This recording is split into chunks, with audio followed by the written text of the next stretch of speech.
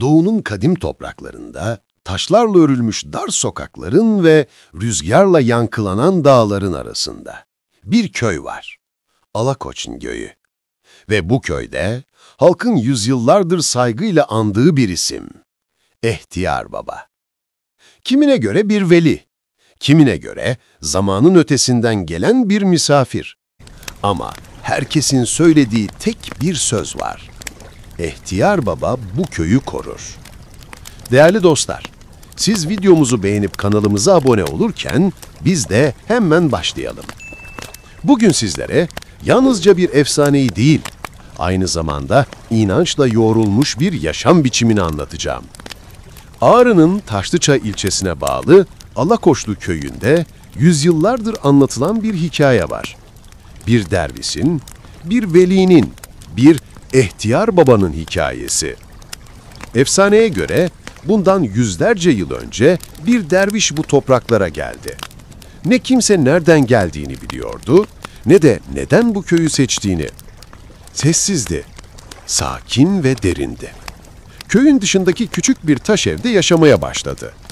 Kışın odun keser, köy halkına yakacak dağıtırdı. Hastalarla ilgilenir, dua ederdi. Ne bir menfaat beklerdi, ne de adının anılmasını isterdi. Bir çocuk ateşler içinde yanarken, köylüler onu Ehtiyar Baba'ya götürürdü. O sadece elini çocuğun başına koyar, gözlerini gökyüzüne dikerdi. Ve sabah olduğunda çocuk iyileşirdi. Böyle böyle köy halkı arasında bir inanç doğdu. Kimse onun sıradan biri olduğuna inanmadı artık. Bu zat Allah dostudur dediler. Bir gün güneş tam dağların ardından doğarken Ehtiyar Baba'nın evinden duman tütmedi. Kapısı açıktı. İçeride eşyaları yerli yerindeydi. Ama kendisi yoktu. Günlerce aradılar. Ne iz, ne gölge. Sonra köyün kuzey yamacında bir kayanın dibinde üzerinde beyaz bir örtü bulunan bir mezar buldular. Ne kazı yapılmıştı, ne toprak tazeydi. Sanki biri gelip orayı hazırlamıştı. O günden sonra herkes oraya Ehtiyar Baba ziyareti demeye başladı. Ve o yer zamanla bir inanç kapısına dönüştü.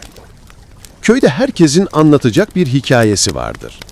Kimisi kendi yaşar, kimisi dedesinden duyar. Ama her biri aynı duyguyla anlatır. Saygı ve minnet. Bir kadın anlatır. Yıllarca çocuk sahibi olamadım.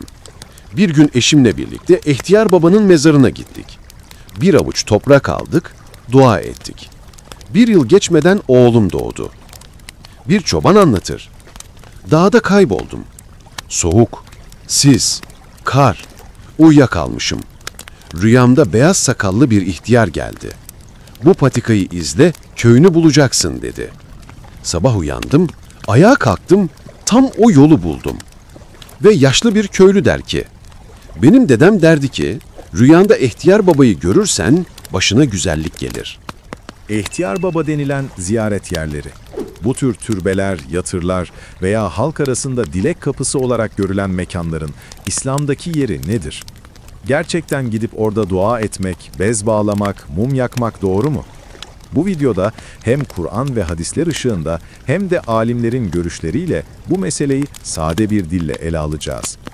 Birçok bölgede bu isim, geçmişte yaşamış, takva sahibi olduğuna inanılan bir zat için kullanılır. Halk arasında bu tür kişilerin evliya olduğu, dualarının kabul edildiği, öldükten sonra da keramet gösterdiği düşünülür. Bazı yerlerde insanlar Ehtiyar Baba türbesine gidip dua eder, bez bağlar, adak adar ya da oradan bir şeyler ister.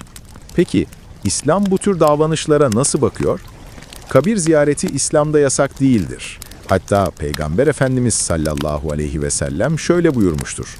Ben size kabir ziyaretini yasaklamıştım. Artık ziyaret edin. Çünkü size ölümü hatırlatır. Müslim, Cenayiz 108. Yani bir Müslüman ölümü hatırlamak, ibret almak için kabirleri ziyaret edebilir. Ama burada çok önemli bir nokta var.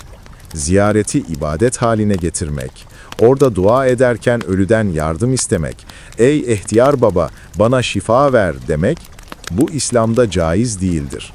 Kur'an bu konuda çok açıktır. Yüce Allah buyurur: "Yalnız sana ibadet eder ve yalnız senden yardım dileriz." Fatiha 1'e 5.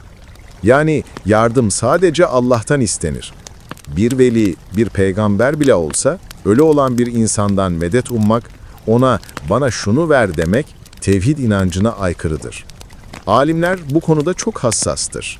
İmam Nevevi, İbn Teymiye, İmam Gazali gibi birçok alim, kabirlerde dua etmenin ancak ölüye değil, Allah'a yönelerek yapılabileceğini söylerler. Yani, "Ya Rabbi, bu zat senin salih bir kulundu, onun hürmetine beni affet" diyebilirsin. Ama "Ey ihtiyar baba, bana yardım et" demek doğru değildir. Ne yazık ki zamanla halk arasında bu çizgi bulanıklaşmış.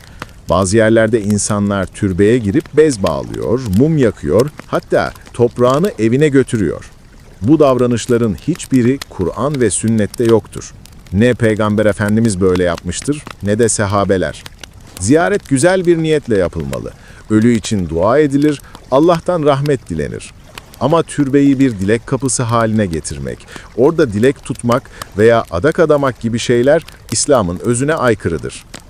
Bir türbeye, mezara veya ziyaret yerine gidiyorsan, 1. Sessizce yaklaş. 2. Selam ver. Esselamu aleyküm ehled diyar. 3. Allah'a dua et ama sadece Allah'tan iste. 4. Oradan ibret al, ölümü hatırla. İşte bu hem sünnete uygun hem de kalbi temizleyen bir ziyarettir. İhtiyar baba gibi zatlara saygı duymak güzeldir. Ama onları yüceltip Allah'ın yerine koymak büyük bir hatadır. İbadet sadece Allah'a yapılır. Yardım sadece O'ndan istenir. Unutmayalım, tevhid yani Allah'ı birlemek imanımızın temelidir. Ben Ahmet Arslan, bu videoda ihtiyar baba ziyaretlerinin İslam'daki yerini konuştuk. Videoyu beğendiyseniz destek olmayı ve abone olmayı unutmayın. Selamun aleyküm ve rahmetullah.